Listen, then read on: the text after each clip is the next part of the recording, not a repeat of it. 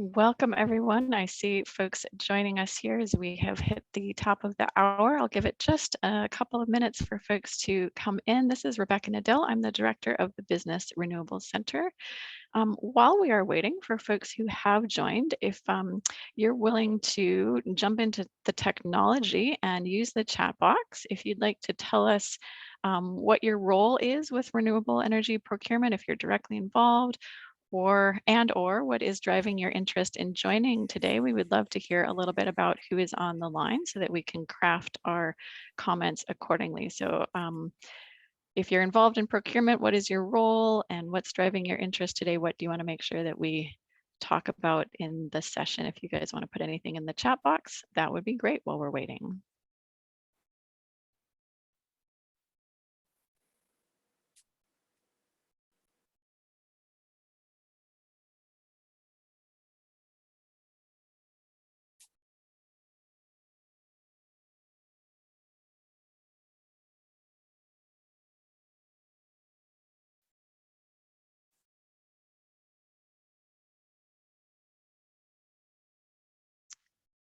All right, well, I'm going to get us started today. We have lots of good stuff to cover, but again, if people are interested in using the chat box to kind of introduce themselves in terms of what their roles are with renewable energy procurement, what's driving their interest in joining the conversation today, would love to have some of that so we know who's coming in and what we can tailor our comments to specifically. So again, this is Rebecca Nadell. I'm the director of the Business Renewable Center. Thanks so much for joining us. This is part of our fall series. We're, of course, doing everything virtually these days, but really excited, excuse me, to talk about ESG in this series, and in particular, what that means for Indigenous partnerships and participation in renewable energy. So to kick us off, we'll just have a little bit of overview, BRC and some context setting before we jump into the discussion. I'm happy to take questions as we go through. Again, I'll talk about how to do that in the question box, and we will stick to 1 hour so everybody can get on with your day in a timely fashion. So first and foremost, I want to give a big thank you to a couple of BRC members. We're very grateful to Greengate and to EDF Renewables for making today possible. They have been active in our BRC community since the very beginning. And so thanks to Greengate and to EDF for both of their support. The other thing that for those of you who come to our webinars on a regular basis know that we do is just take a pause to kind of acknowledge where we are. So BRC Canada technically operates out of our Calgary, Alberta office. And so there are a number of groups that I want to acknowledge. So Region 3 of the Métis Nation is in that space, as well as being the traditional territory for the Blackfoot Confederacy, for Stoney Nakoda, and for the Tsuut'ina Nation as well. So if you haven't had a chance in previous webinars to go to that website that's listed there, native-land.ca, it's a really neat interactive tool that you can kind of find out, where you or where some of your colleagues are. If you've already looked up your own space, maybe this is a time where you look up somebody else or do a little exploring for some of your neighbors. So encourage you to have a look there if you haven't already. All right, technology. I know everybody is probably an expert at Zoom already, so at the risk of boring you guys, there's a couple of options as we go through. The chat box is one, the Q&A box is another. So we encourage you, because folks can't come off mute since it is a webinar, to please put your comments and questions there. Happy to have that chat box for sort of interactive. Everybody can see comments along the way, and then questions will certainly be watching so that we can bring those into the conversation as we go along. And if you have any questions, an email address there to give you some help. So let me just do a really quick overview for those who are not familiar with the Business Renewables Center. Our mission in life is to help large-scale renewables across Canada, and the way that we help is 3 pillars. One is just around awareness building, so helping people understand how some of these contracts work, how the market works. The second pillar is around creating a community and helping folks network and bringing the various players together. And the third is tools and services. So, what are the guidebooks and the primers and things that we can make available to folks who are progressing through their journey on renewable procurement. So that's what we do. In terms of the tools specifically, there are a number of public resources. So if you are not a BRC member, this is available to you on our website. So some of the recordings from these kinds of sessions, both long versions such as today or shorter versions, overview of what is a PPA or an environmental attribute. There's shorter snippets, available videos to watch there. We have a deal tracker that gets updated every quarter to talk about the contracts that have been signed and announced in Alberta. So you're welcome to have a look there as well. Now, in terms of member resources, of course, there's a little bit more available on our portal for our members specifically. So more of those primers and templates and so forth, some additional webinars.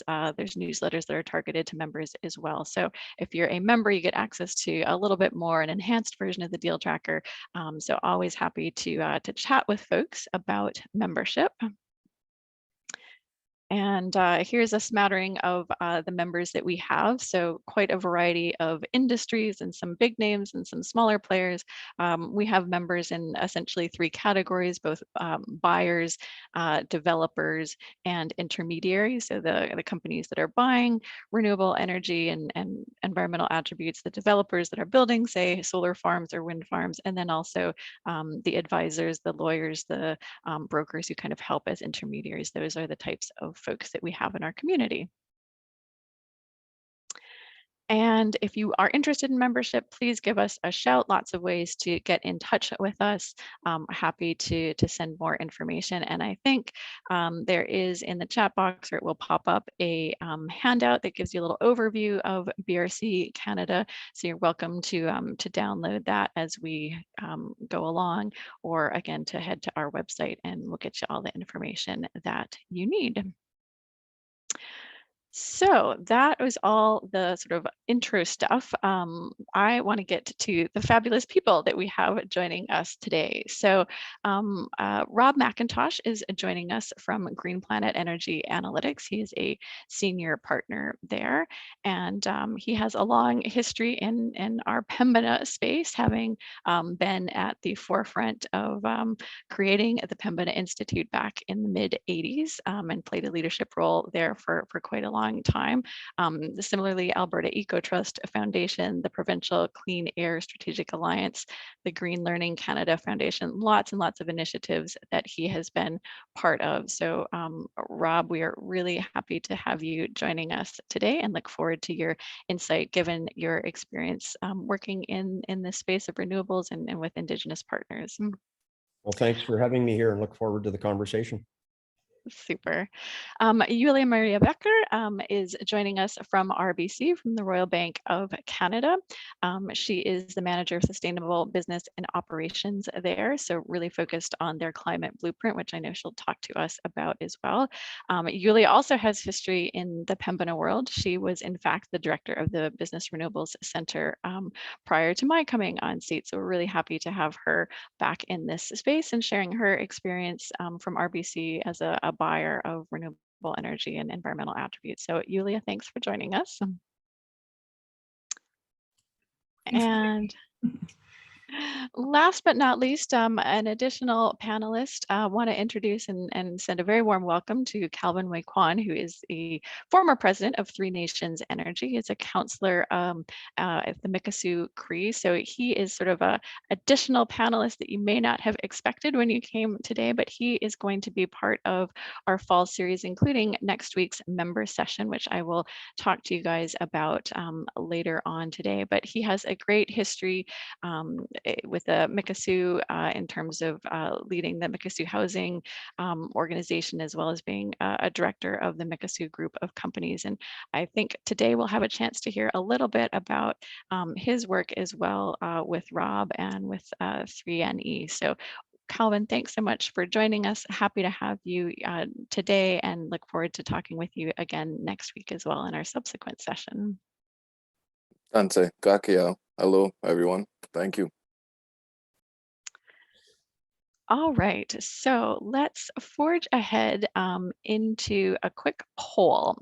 So want to get you guys to give us a little bit of feedback so we know who we've got on the call today. So if we can put up our polling questions, want to know what kinds of organizations you guys are from and want to know where you're located. So if you guys have a chance to give us a little bit of quick feedback, that will be excellent.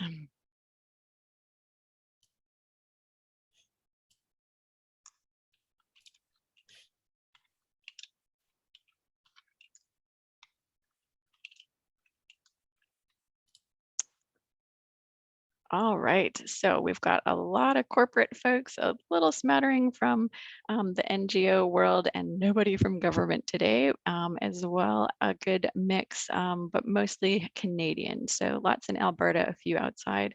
We've got one straggler from the US. Welcome to a fellow American out there. I'm glad to have you guys. All right, so that's super context for us to get into the conversation.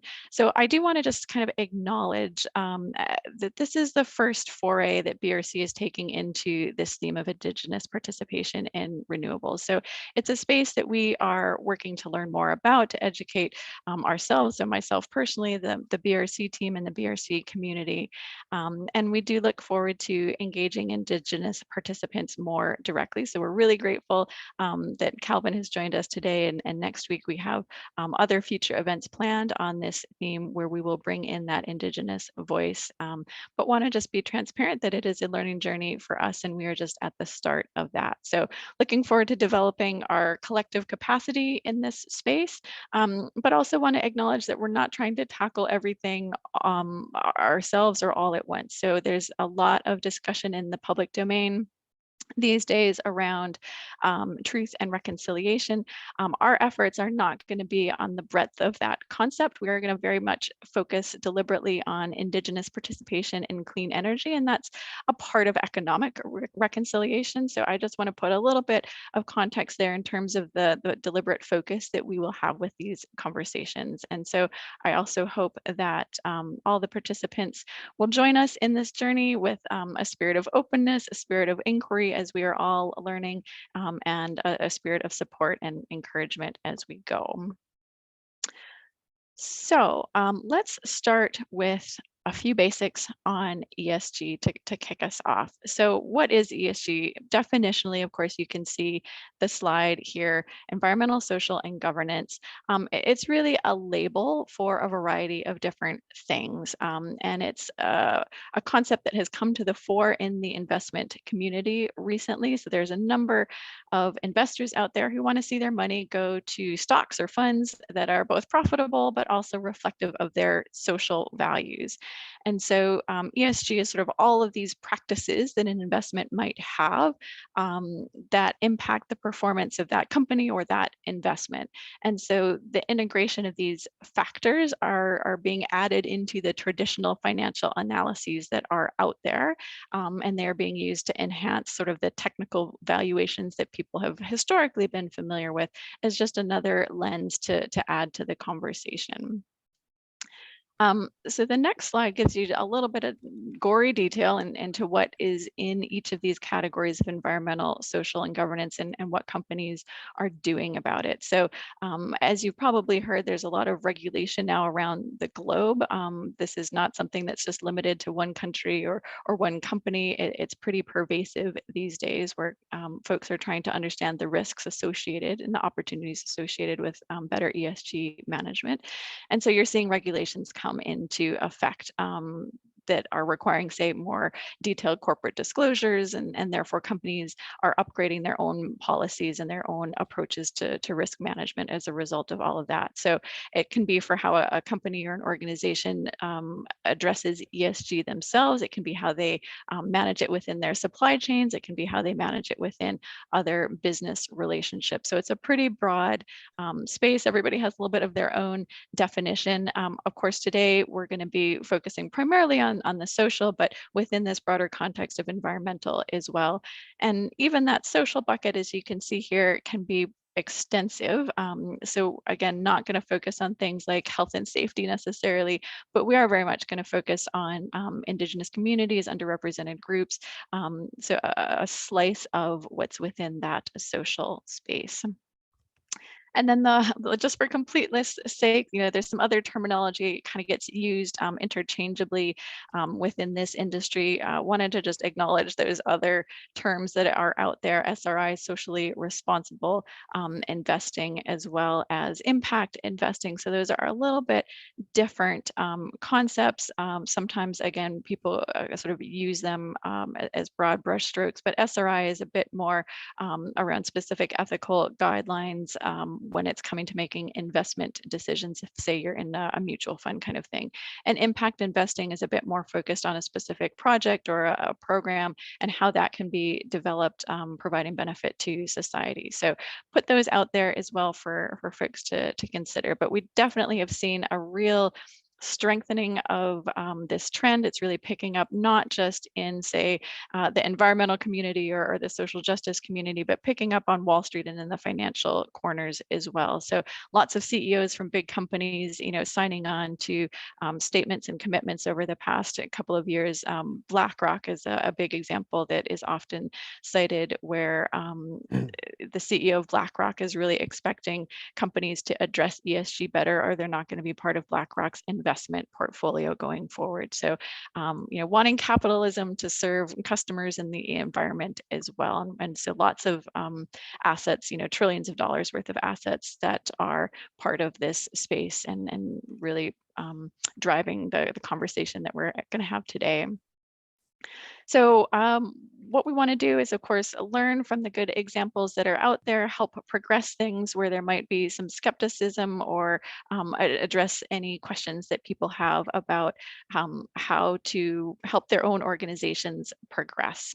So with that, I want to turn to Yulia and ask a little bit about how this has progressed at RBC. So Yulia, let's start with the environmental component, the E within ESG, because folks might be a little bit more familiar with that. Tell us about RBC's environmental journey and how things have progressed in that space. Yeah, thank you, Rebecca, and thank you for the BSC for hosting this webinar. I think how the Canadian renewables business can support Indigenous partnership is such an important question. I'm also very much at the beginning of this journey, so I'm really looking forward to learning more about this. I'm happy to share what I know and what RBC has been doing, and it's great to see BRC's leadership on this. And so, as you mentioned, my leadership and my experience lies mostly in the E part of the ESG. So I'm happy to share a bit about RBC's journey in the E part. So most participants probably know the Royal Bank of Canada. We are the largest bank in Canada and also globally a very large player.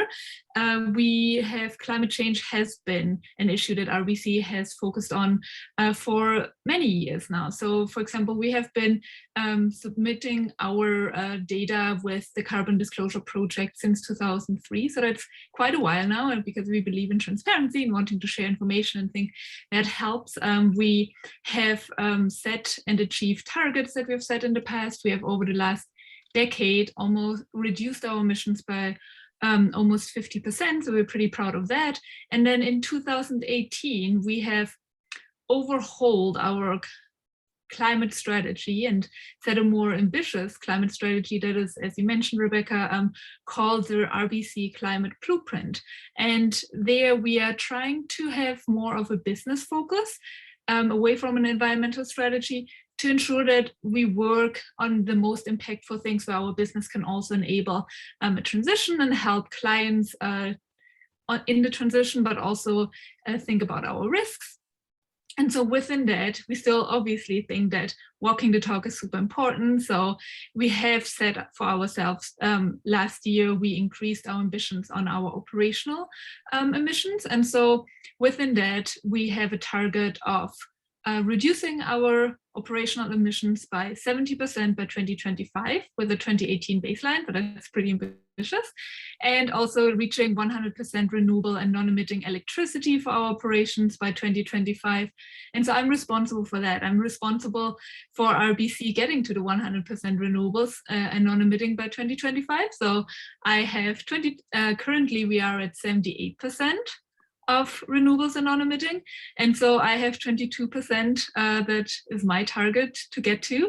And it's pretty exciting to think about the opportunities that are out there right now, but it's also an ambitious target. 2025 is gonna come across the corner faster than we think. And yeah, I'm really looking forward to this conversation and learning lots today and in the upcoming conversations.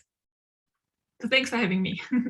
Thank you, Yuli. No, appreciate that that snapshot of the journey and kicking us off with sort of the environmental. So Rob, I want to shift to you now to move us a little bit towards the social side of ESG. So when it comes to communities and Indigenous participation, you have a lot of experience here, and we want to hear a bit more about that. So obviously the definitions, the categories that I ran through earlier are pretty broad. Can you tell us a bit about what does social justice, the social component, look like in practice here? I know people often say what gets measured gets managed, so maybe talking about the metrics that you've seen would also be helpful to help people understand this space. Oh, and Rob, you are on mute, so we're gonna get you off mute there.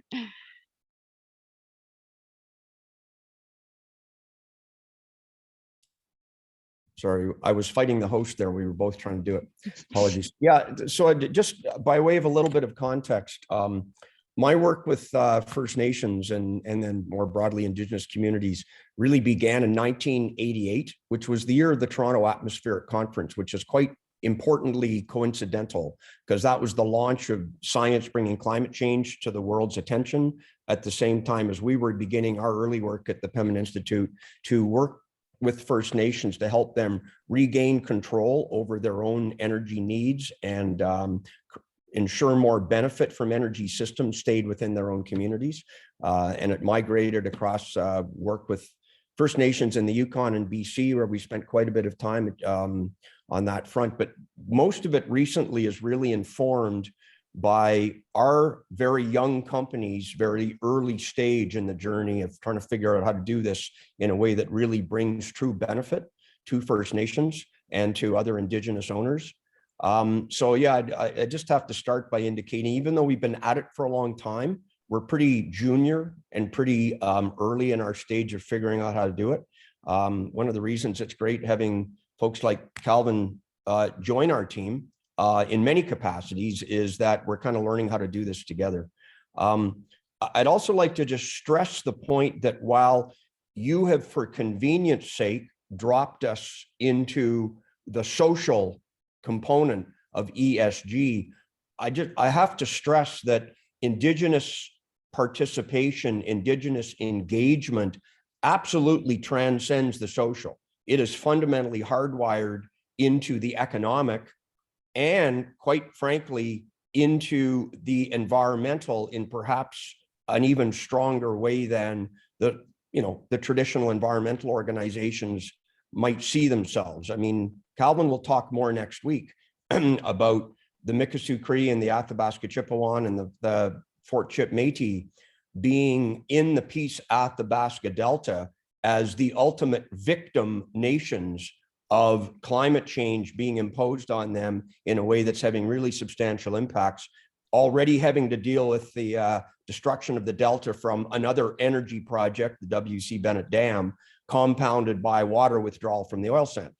So this is like the environmental component here, and the link to climate change is absolutely front and center. It's not just in the social milieu. But having accepted that, and let's talk about your specific question, which is a good one. It is very, very important for me to feel comfortable that when we talk about social justice and social, we can translate it beyond the best of intentions and warm, fuzzy, good feelings to things that can really demonstrate progress and be measured. So some of the things that I've learned are important to the First Nation clients and customers that we serve and partners we work with are things like, first of all, is there a genuine opportunity for partnership in the developer? And then we can look into, as a co-owner of a project, or as a participant in an investment opportunity, all First Nations are very, very concerned about having, is there a percentage of the general labor force hired to do the work that is Indigenous? And we can measure that, we can track that, and we set some goals and targets to aim for, and we encourage that to be high. But the other thing I think is really important is that it's not expected that that is necessarily has to come at a cost to the profitability of the project, because in green energy, the margins are thin. And we're very, very much supportive of encouraging a labor force that is productive and effective, but happens to be Indigenous, as opposed to one that has a sense of entitlement because of the Indigenous brand to be there anyways. And that has to be a frank, honest conversation that people have. You shouldn't have to tiptoe around the edges of that one. Otherwise, we can't do business together. We also look at the proportion of contractor and subcontractor services by Indigenous-owned firms as a percentage of the capital cost of the project. That's a metric. It's easy to measure. Okay, but we can look too at really simple metrics like, you know, what's the percentage of ownership of this green energy development company? Is it a 25% Indigenous owned? Is it 50%? It doesn't always have to be 50-51, but is it significant and meaningful? And does it make sense? Very, very important metric that we look at is, as a participant in the project, what is the actual flow of net income as unrestricted revenue back to the nation or back to the Indigenous owner?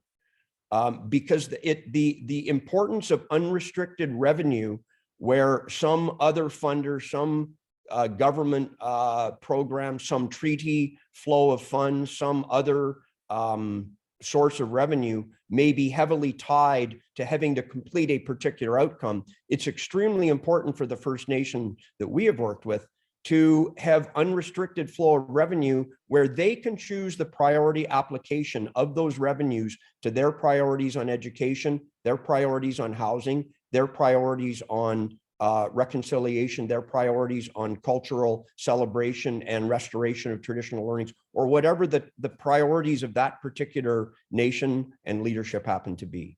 And so thinking about that is really, really important.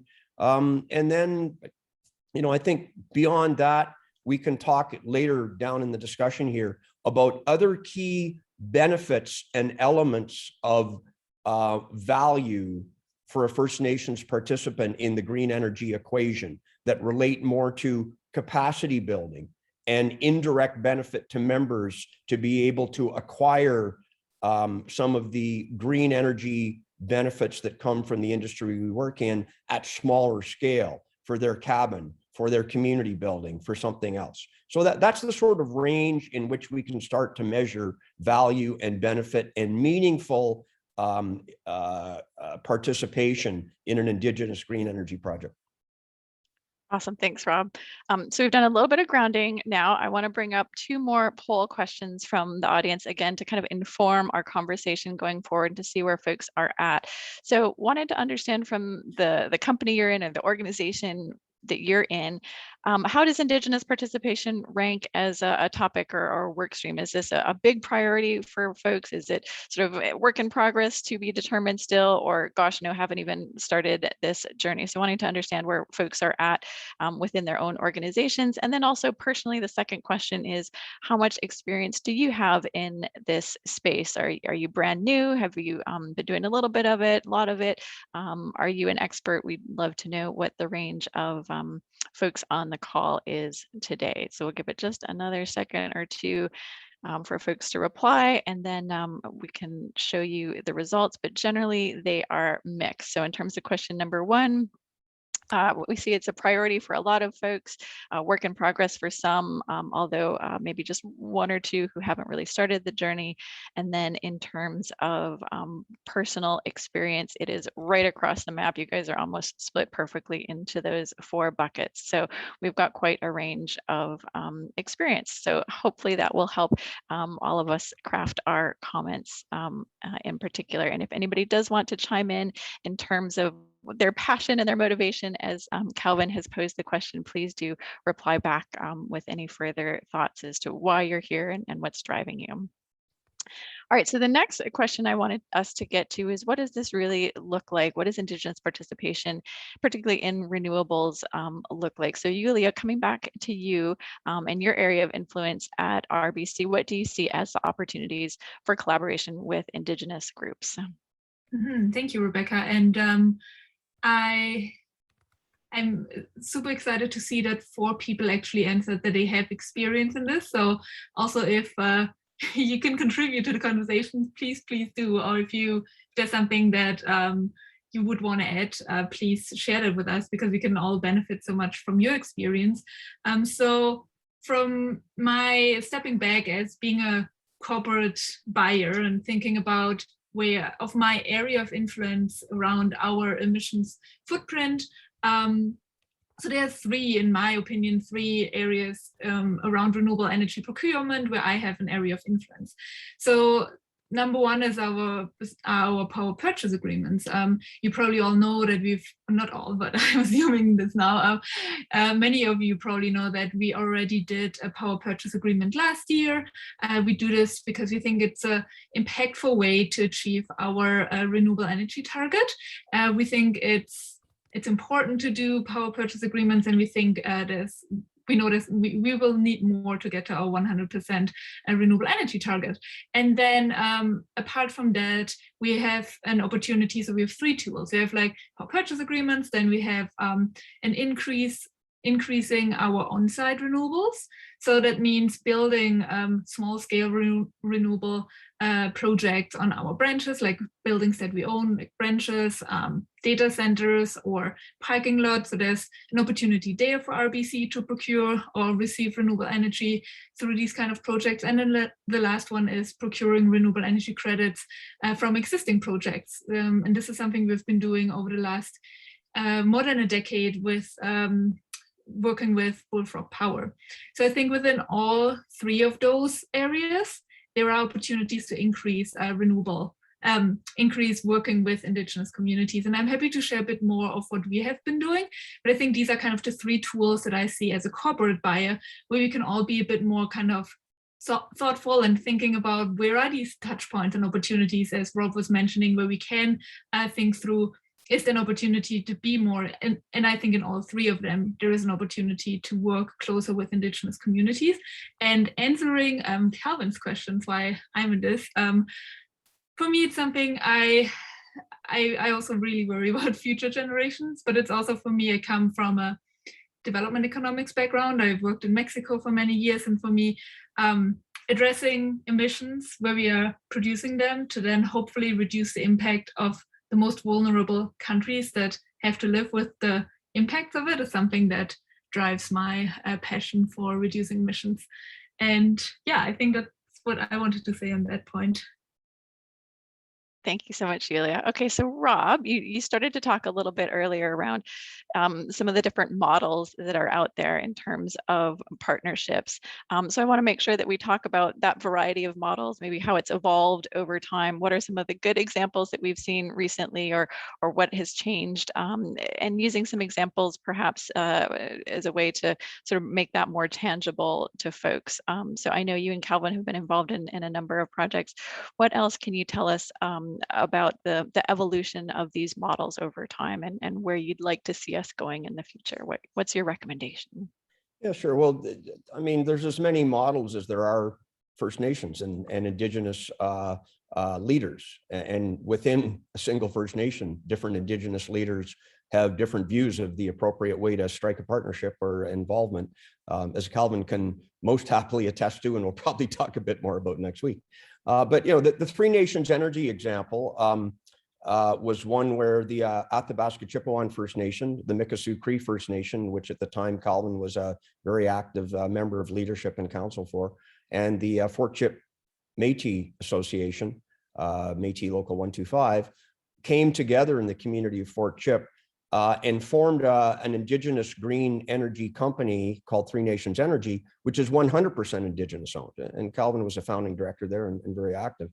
But the partnership there really ended up being with ATCO because ATCO is the sole service provider under the regulated ISO system in Fort Chipewyan, an isolated remote community, off-grid community with a local community grid.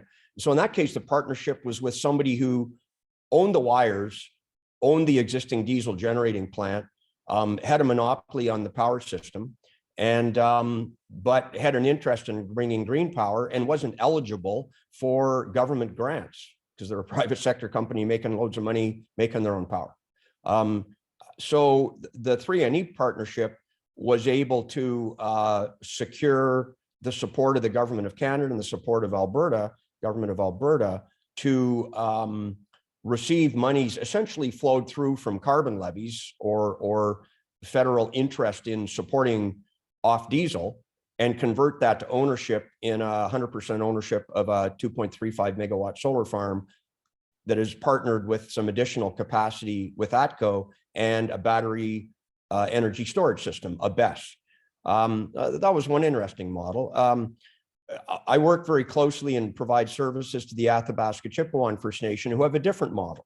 The Athabasca Chippewa are 50% owners of 3 solar farms now being built in southern Alberta in partnership with Concord Pacific through a subsidiary, Concord Green Energy. And we help facilitate those partners coming together. And in the case of the Athabasca Chippewa, their interest is in a secure revenue stream to replace the diminishing economic flow of revenues and both jobs and income from the oil sands. And they had a strong interest in diversifying into green energy. That model makes a very creative use of early stage investment through debentured notes with convertible capability, which allowed us to optimize risk, financing requirement, exposure to uncertainty for the Athabasca Chippewa Nation, and yet still ensure access to the full upside of the project at the appropriate point in time. So that was a very creative partnership model. But in general, I think it's important that developers are looking at a range of opportunities here that can be as little, can flow from things like passive investment, where the real benefit is low interest at a decent return, possibly with a convertible debenture capability, to through equity ownership through shares, to partnerships in a specific component of a project, which may not necessarily be the whole project. And this is a particular interest as we enter into the world of the NRCan Smart Renewable Electricity Program projects, which are out there right now, where the BESS systems, the battery energy storage systems, create an area of strong interest for the First Nations to potentially participate, which is really essential for a green energy developer to be able to access funds that the government of Canada is prepared to grant. So if you look at how does that fit into economic reconciliation, essentially the government of Canada is pursuing a climate agenda and an economic reconciliation agenda to create opportunity for First Nations by bringing some flow of capital the First Nation or the Indigenous entity would require to be able to participate in the project, allowing them to overcome the access to capital hurdle. And that's of a significant benefit to the green energy developer. So there's a lot of conversation going on now, and I'm sure some of the folks out there will have interest in talking in more detail about that next week. There is also the opportunity, though, to look at partnership from the view of more of a local stakeholder. And that could be in the form of an industry benefit agreement or a local resource development benefit agreement. And, you know, I'm not suggesting that doesn't have a place, but the reality is the margins of green energy development are thin enough. They're not going to look like something that Mikisew Cree or Athabasca Chipewyan or Fort McKay Nation or others have been able to, or some of the BC nations have been able to negotiate with, let's call it somewhat more lucrative and established traditional energy sources. There just isn't the margin in the green energy game for those to be scaled up as big as some of the other places where they might be significant. And finally on the list, I'd like to make sure that we don't neglect thinking about the very, very important partnership opportunity to build capacity and to create learnings within the community and to share in the technical knowledge that a developer may have in assisting a nation or an Indigenous entity in bringing solar or wind or clean heat pump storage, energy efficiency to the buildings in their own community, to their own smaller, more modest community buildings, band buildings, housing projects, and even out on the land. I mean, you know, there's a host of things we can do to assist individual owners out on the land on their own buildings where we can share there. So those are all in models of what social partnership can look like. Thank you for that spectrum, Rob. And so Calvin, I want to bring you into the conversation since we've talked about a couple in particular that you've been involved with. What is your perspective? What drew you to these projects, and what were your learnings along the way? Being Indigenous and coming back to my community after about 7 years, I've seen what's out there in the world, and having the pleasure and the honor to serve on Mikisew Cree Council, I've got to visit a lot of other First Nations and seen the diversity and the resources available that our ancestors had. And really, when I look at partnership, I look at the ability to work together towards that economic reconciliation just in general, but to have the ability to be at the table and to be real players in economics and environment is what is truly meaningful to Indigenous people. I know councils of the time are very busy and hard to manage what they're going to tackle in their short terms. But one constant vision could be lands, energy, and water. But with government, industry, and private sector playing a big role, no projects in Canada will move ahead without Indigenous partnership from here on out. And that's very clear, as we see from our East Tank Farm signing, the pipeline signing, ACFN's solar farm signing down south, and all the other projects that are going on around Turtle Island. But what I think that energizes this is a lifestyle change back to how our ancestors used to live in equilibrium between the environment and man's footsteps on it. So I just want to center people. I'm more of a traditional kind of speaker. I've braided my Western knowledge with my traditional knowledge to create a new smoke for people to absorb into them. But I never want to forget where we come from and why we're here. And it's all about the land. It's to create balance and not take more than what we need, and not forget about how our ancestors, everybody's ancestors, used to live. And we're all treaty people, and we have to work towards one direction as a unified force, not one in front of another. But like going back to that lifestyle, it's the way that we obtain energy sovereignty for our people. It's the way that we create businesses here in town, how we put our foods on our plate, our clothes on our back. But we got to rethink it, and we can't do it alone. It takes everybody as one. So I'd just like to thank you guys for the opportunity to share some of my words. I'll speak more and elaborate more on some of the words that I said just recently here. But join us next week, and I'll be speaking more about the solar farm that we procured for our children and our grandchildren, but also about the offshoots of what is created from the solar farm out there. You know, the passion that it's created, the pride that it's created, you know, the drive in school. So thank you very much, everybody. Thank you for sharing that, Calvin, and this conversation around sort of what's driving us and how the values align here, I think is really important.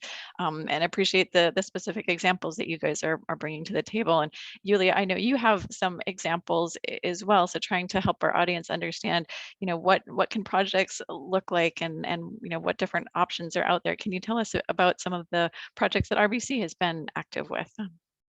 Happy to, yes. So we have two projects where we entered into partnerships with Indigenous communities, and they are about procuring renewable energy from them. So when I was talking about the 3 tools, it's the last one. So we have one collaboration with the Fisher River Cree First Nation in Manitoba. So they built the biggest solar farm in Manitoba, and RBC, apart from being financing it, so providing a loan that supported the project. We also have committed, and that was last year, we committed, even before the project was on the ground and producing, we committed to procuring the renewable energy credits from that project. So that's something that we are super excited about. The project has been producing solar energy since last autumn, I think. And so, but when I was thinking about, and also going back to what Rob was talking from a bias perspective, and I was also talking about earlier that there are different opportunities, I do think there are more opportunities for us as buyers to be involved in projects and working with Indigenous communities, but also be proactively asking those questions when we work with developers. Like, there are the opportunities, and I feel like I'm echoing much of what Rob already said. There are these opportunities that when we are looking for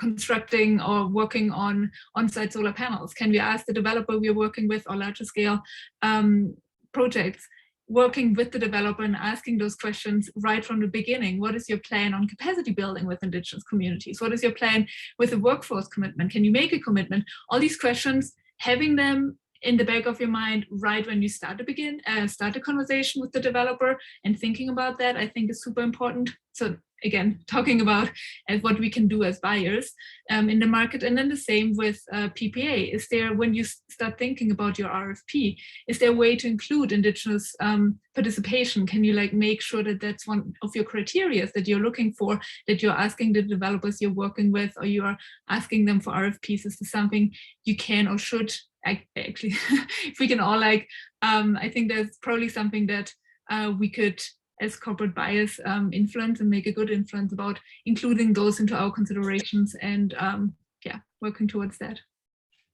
Thank you for sharing those examples from RBC. And obviously, we don't have a complete list of all the projects that are out there, but I do want to mention the REP2 project. So for those who aren't familiar, the Renewable Energy Program from a couple of years ago, the second round from the Alberta government had a minimum 25% Indigenous equity ownership requirement for the bids that were going into that program. And so we've been talking about different models and what this could look like.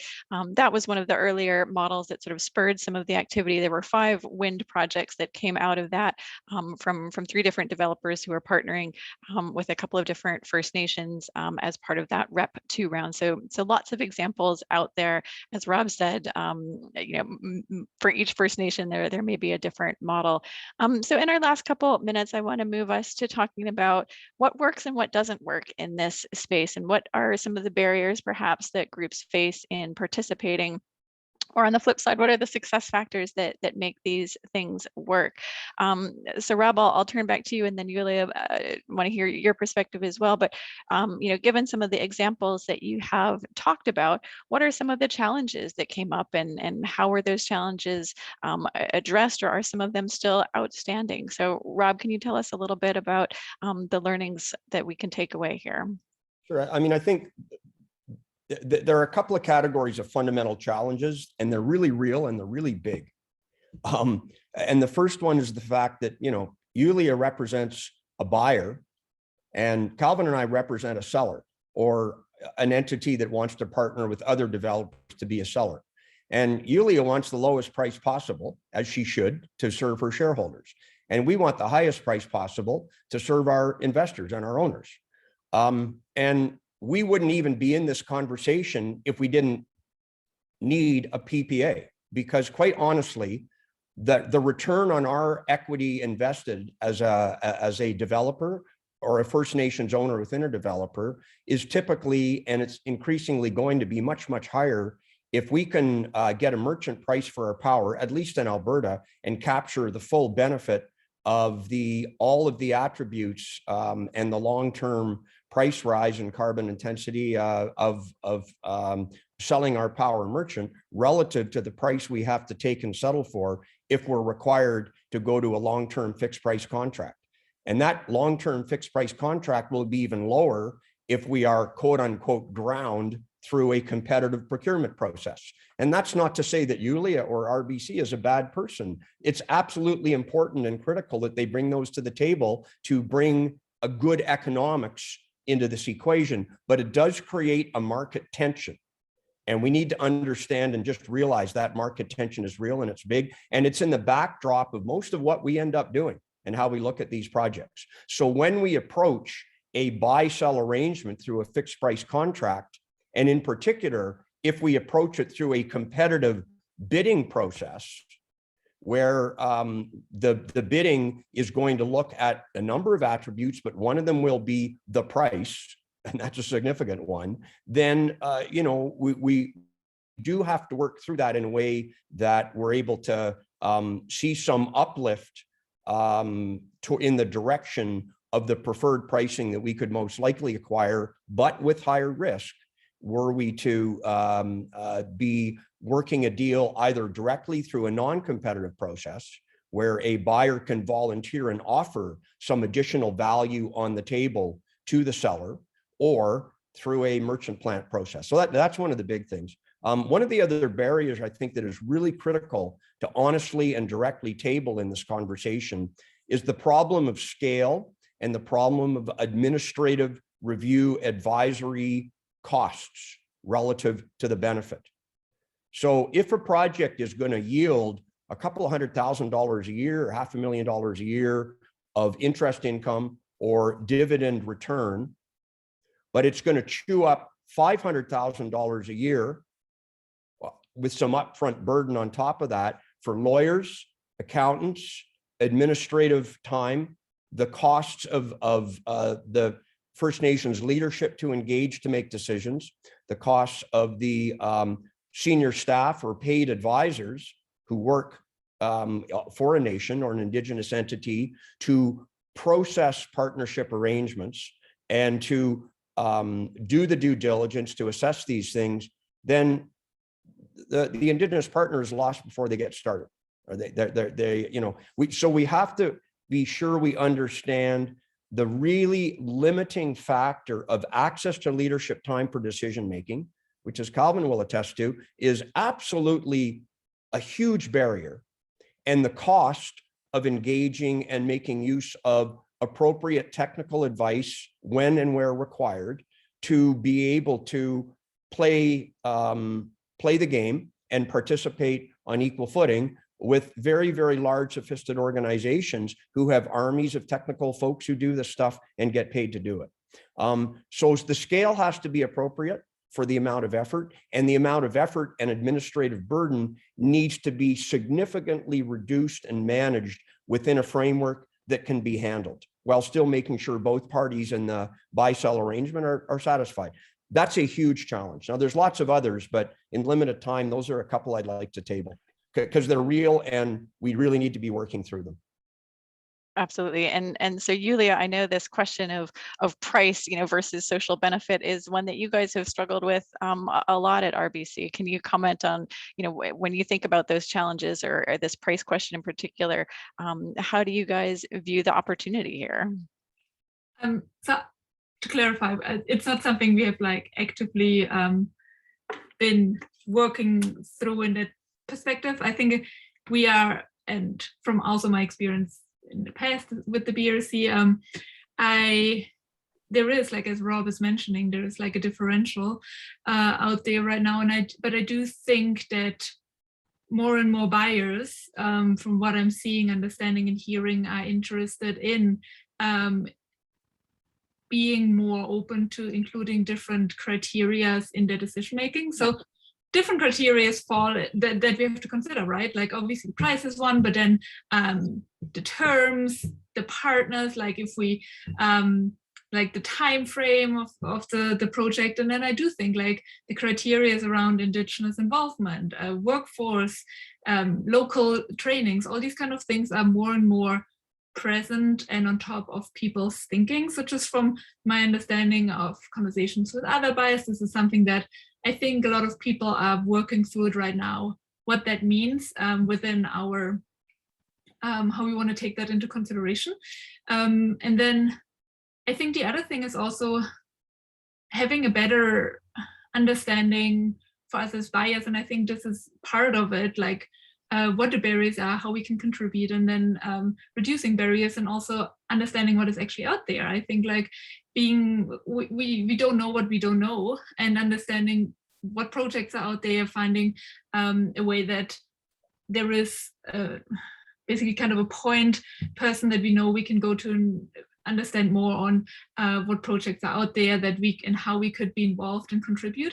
I think that's another thing that for perhaps that's just something I see as a problem, but I could see other buyers being in a similar situation of like, who is out there? Where can we be part of it? And so I think those are some of the things I would think that other buyers are thinking about too and struggling with or working through.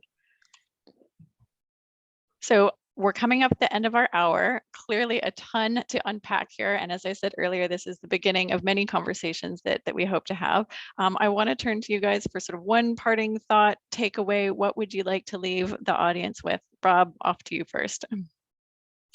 Oh, I'm really pleased that folks have the interest of being involved in this, and it's hard work, but it's really worthwhile. Like it's hard work. It's not easy to do, but it's really worthwhile. So please, dig into the details. I mean, we just scratched the surface of a couple of topics here. There are a lot of folks who have a lot to share on this. I mean, Calvin is plugged into the Indigenous Clean Energy network and social enterprise, and that's a huge organization, which is just one of 4 or 5 organizations who specialize in the area of Indigenous clean energy. And we'll talk more about that next week. Do your homework. And I think the other piece that I would share is that there is no way to create generalizations that matter. We've tried to do that today, but it's the wrong thing to do.